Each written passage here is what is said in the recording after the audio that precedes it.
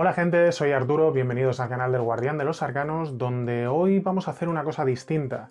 No os traigo ningún especial, no os traigo ninguna reseña. Hoy inicio una nueva sección que he decidido llamar Consejos de Rol. Pequeñas ayudas, trucos, herramientas que a lo largo del tiempo a mí me han servido para construir mis partidas, para poder dirigir, para ayudarme a crear rol. Y espero que os puedan ayudar. Desde luego no trato de pontificar, no trato de decir cómo hay que hacer las cosas, sino que, como digo, eso es un conjunto de ayudas, de herramientas, de trucos, de pequeños consejos que creo que son muy útiles y que os pueden servir y que desde luego podéis utilizar en la manera en la que consideréis necesario o consideréis útil. Van a ser una serie de vídeos. Este primero vamos a comenzar con consejos para partidas de investigación, para crearlas, para construirlas, para desarrollarlas, que vais a ver que son sencillitos, fáciles y que yo creo que pueden ser muy útiles a la hora de llevar vuestro juego a la mesa. Si queréis no perderos ninguno de estos vídeos, no os olvidéis de suscribiros al canal, de darle a la campanita para que os lleguen las notificaciones y así no os perderéis ninguno de los vídeos. Vamos a comenzar con ellos.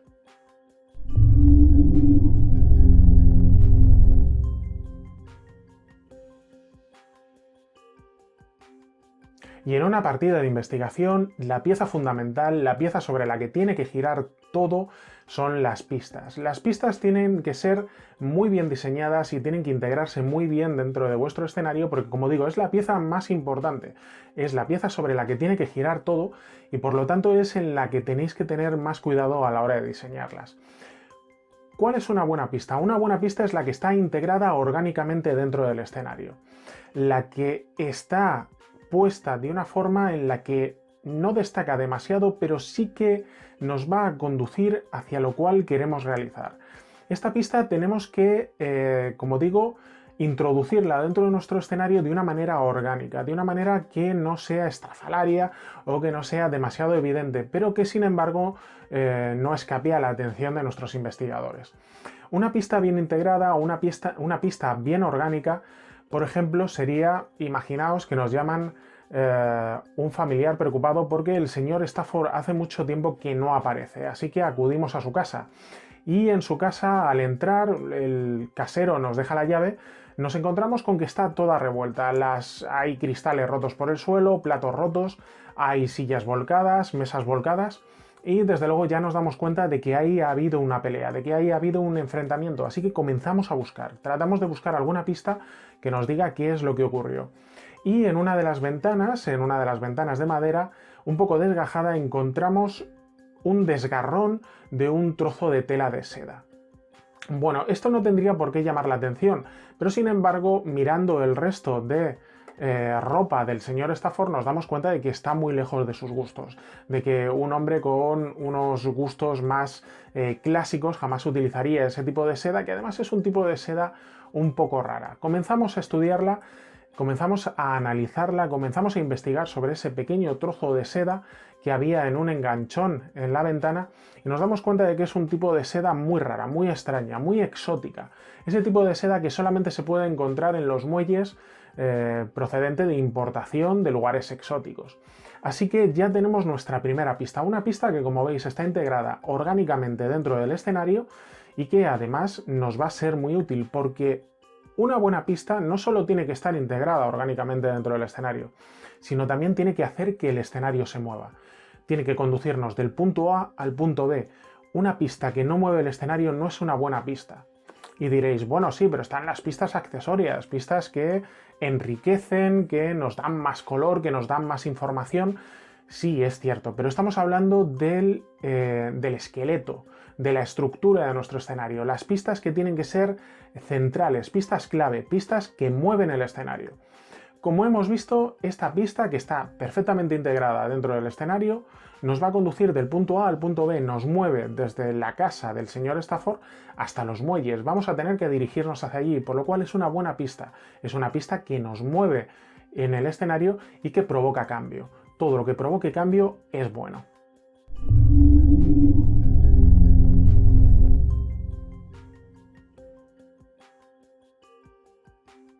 Y la cuestión ahora es cómo crear buenas pistas, dónde se nos pueden ocurrir, cómo es la forma en la que tenemos para construir nuestro escenario en base a pistas. Bueno, la manera más simple, la más fácil y la que siempre me ha dado muy buen resultado es directamente mirar a las hojas de vuestros personajes, a las hojas de vuestros jugadores, y tratar de ver aquella habilidad en la que destaquen sobremanera por encima de cualquier otro. Primero porque esto os va a ser muy útil, como digo, para construir las pistas en torno a las cuales se va a estructurar el escenario, pero además porque vais a conseguir transmitir el foco de un jugador a otro dándoles a todos la capacidad de brillar, la capacidad de ser útiles a lo largo de la escena, a lo largo de la aventura. Nos encontramos, por ejemplo, con 3 personajes. Uno de los personajes tiene un valor muy alto en geología, otro tiene un valor muy alto en historia y otro es químico.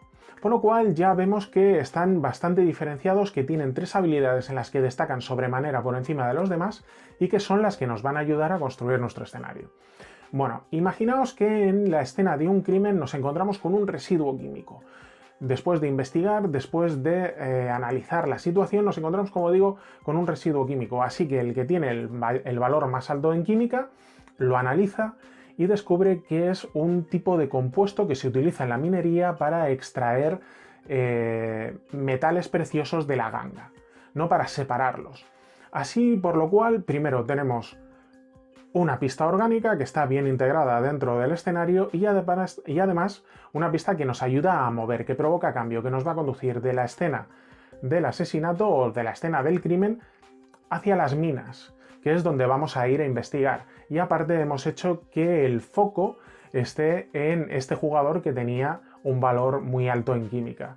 Nos dirigimos a las minas, allí penetramos, entramos dentro, hacemos preguntas, distintas cuestiones y de repente descubrimos un tipo de metal, un tipo de mineral extraño, exótico, distinto, y nuestro personaje, que tiene el valor tan alto en geología, directamente dictamina: esto se escapa fuera de todo lo conocido, no existe un metal así en la Tierra, no existe un mineral así en la Tierra.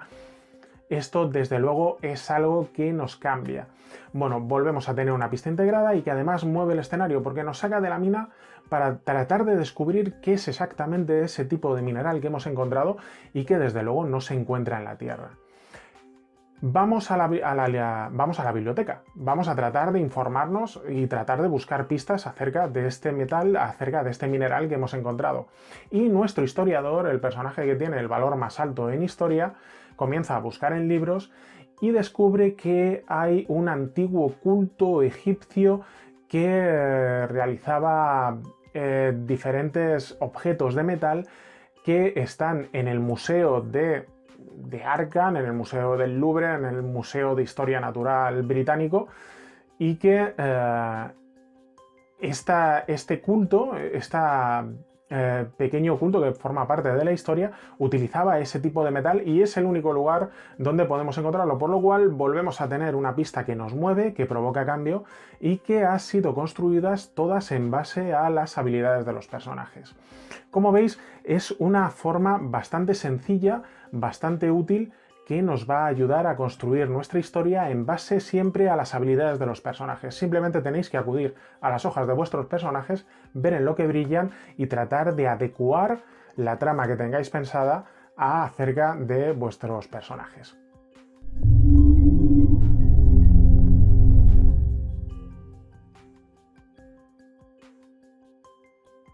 Y corremos el riesgo de tratar de introducir pistas falsas. Creemos que podemos tratar un poco de confundir a nuestros jugadores introduciendo, como digo, pistas falsas, que les equivoquen, que les confundan. Bueno, es una pésima idea. Es una muy mala idea. Por mucho que creamos que puede ser útil el hecho de introducir pistas falsas, que puede ser divertido, lo único que vamos a llevar es a la confusión, a que las malinterpreten, a que traten de introducirlas en todos y en cada una de las situaciones que vayamos encontrando a lo largo de la partida. El hecho de que esa pequeña nota que había tirada en la escena del crimen, que no tiene nada que ver, pero que habla de una obra de teatro o que es el ticket de una película de cine o algo así, los jugadores van a tratar de introducirla siempre en cualquier lugar a lo largo del escenario que vayan a correr. por lo cual única y exclusivamente les vamos a llevar a que malinterpreten, a que pierden el tiempo y a que se confundan. Y ese tipo de confusión lleva a la frustración lleva a la ira y la ira lleva al lado oscuro. Y no creo que estuviésemos jugando Star Wars.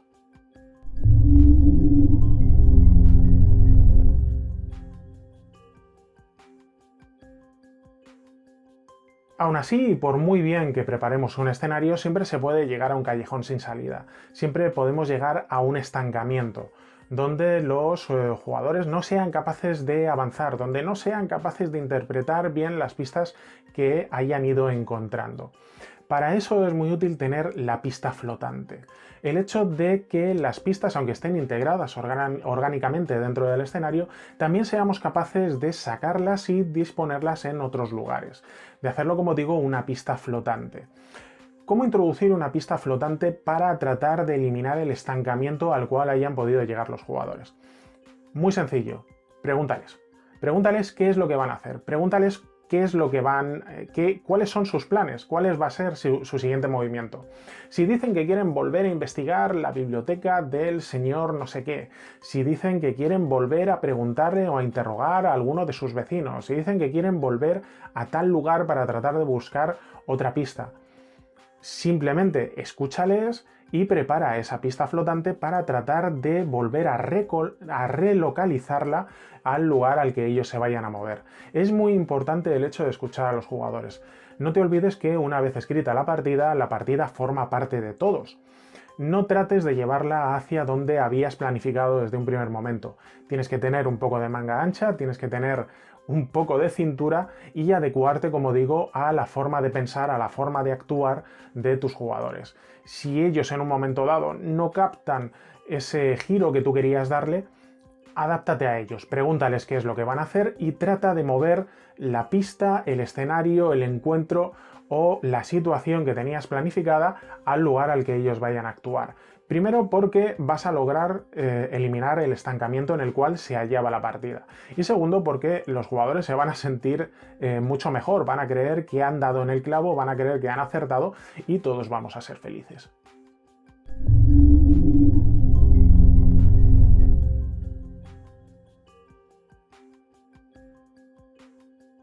Y por último quiero señalaros algo que a mí me parece muy importante y muy interesante dentro de las partidas de investigación y que normalmente trata de obviarse, que son los interludios, que son esas pausas entre escenas donde se encuentran pistas claves para darles a los personajes el tiempo suficiente para poder interpretarlas. Esto es muy importante, porque recordad, y esto es uno de los puntos fundamentales en cualquier partida de investigación, una pista no significa información. Encontrar o dar una pista no significa encontrar o dar información. La información es lo que los jugadores van a sacar de esa pista, pero eso depende exclusivamente de ellos. Tú no puedes dárselo. Tú puedes entregarles una pista en base a diferentes sistemas, en base a diferentes situaciones, pero la interpretación que vayan a hacer de esa pista, la información que vayan a extraer, depende exclusivamente de ellos.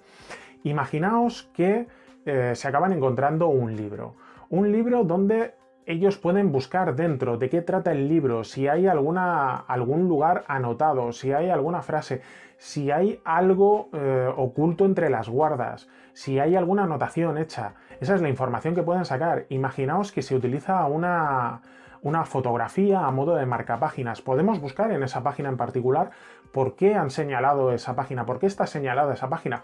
O podemos buscar en la fotografía. ¿Quiénes están en esa fotografía? ¿En qué lugar se realizó? ¿Por qué tiene significado? ¿Por qué la han puesto ahí? Podemos mirar detrás de la fotografía y encontrar, por ejemplo, un código de números. ¿Qué son esos códigos de números? Se tratan de versículos de la Biblia, se trata de algún código compuesto que tenemos que descifrar, son coordenadas que nos localizan un lugar. Como veis, entregar una pista no significa entregar la información. Y eso es un dato muy importante que tenéis que tener en cuenta y no olvidarlo. La información es lo que van a extraer de la pista. Y para poder extraer esa información tienen que tener tiempo. Tienen que tener pequeñas pausas, tienen que tener pequeños interludios en torno a los cuales poder tratar de digerir esa información, poder pensar acerca de ella y poder, como digo, tratar de desarrollar los planes, la investigación que estén desarrollando. Os pongo un ejemplo muy cinematográfico. Jack Lemmon, uno de los grandes actores de comedia, estaba rodando una película con Billy Wilder, otro de los grandes genios de la comedia. Y él tenía un guión donde tenía una serie de gags, todos desternillantes, uno seguido tras otro. Iba a ser una escena de esas que hacen reír a carcajada limpia al público. Pero de repente Billy Wilder le entregó un par de maracas. Y él decía, pero bueno, ¿para qué quiero yo tener un par de maracas y salir a la escena cuando tengo un texto que es genial, que solamente tengo que leerlo, que solamente tengo que recitarlo y la gente se va a morir de risa? Y Billy Wilder se lo explicó. Mira, si no ponemos una pausa entre el primer gag y el segundo gag, cuando ocurra el segundo gag, la gente todavía va a estar riéndose con el primero, por lo cual no se van a enterar del segundo. Tú tienes que leer tu primera fase, tu primer gag, jugar un poco con las maracas en torno a la escena, en torno al otro compañero que tenías, y luego leer el otro gag. ¿Por qué? Como digo, porque si no separamos los gags con un pequeño truco, con un pequeño interludio, con una pequeña pausita, que en este caso era jugar con las maracas, la gente cuando se esté riendo del primero no se va a enterar del segundo. Necesitan espacio, necesitan tiempo para asimilar lo que están viendo en la pantalla. Bueno, esa película, protagonizada por Jack Lemmon y rodada por Billy Wilder, es Con faldas y a lo loco, y es considerada una de las mejores comedias de todos los tiempos. Y esa escena es realmente tronchante. Así que fijaos en lo que se puede hacer y en lo que significa. En las escenas de investigación, recordad, poned un interludio, poned una pequeña pausa para que los jugadores puedan desarrollarlo, para que los jugadores puedan interpretar las pistas y para que, como digo, puedan llegar a desarrollar esa investigación, ese escenario y poder discurrirlo en la mejor manera. Bueno, hasta aquí esta serie de pequeños consejos. Como habéis visto, son cosas muy sencillas, muy fáciles y que en mi opinión personal son muy útiles para llevarlas a la mesa. Seguiremos en esta serie de vídeos con otro tipo de partidas de terror, consejos para dirección, consejos para crear aventuras, ¿vale? Así que tratad de no perderoslas. Cuidaos mucho y sigan jugando. ¡Saluditos!